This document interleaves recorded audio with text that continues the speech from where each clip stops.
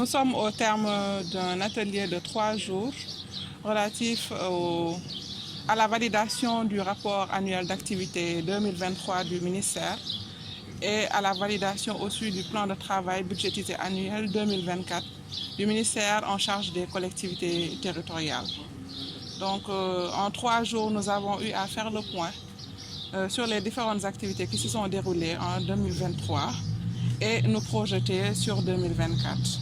Comme vous le savez, nous sommes dans un cadre de gestion axé sur les résultats,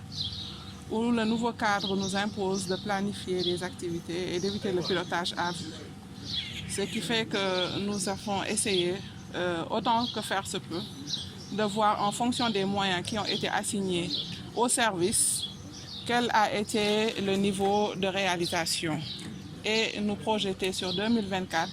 en apportant les correctifs qu'il faut. Nous avons constaté que le ministère a eu, malgré les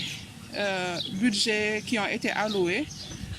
à réaliser des activités importantes. Mais le constat qui a été fait, c'est que c'est un ministère de transfert où l'essentiel des fonds sont transférés à plus de 80% aux collectivités territoriales et que le reste du budget devait permettre au ministère, au niveau central, à ses services déconcentrés, à toutes ses représentations, de mettre en œuvre des activités d'appui et d'accompagnement de la politique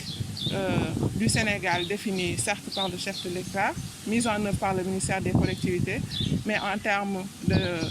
décentralisation, d'aménagement du territoire. Et vraiment, nous avons constaté qu'il faudrait de plus en plus mettre en œuvre des programmes qui permettent au ministère de mieux se doter en moyens roulants, en renforcement des capacités en termes de formation et en termes de motivation. Pour 2024, nous sommes dans une logique de continuité. Comme nous l'avons dit, c'est des budgets programmes avec des planifications pluriannuelles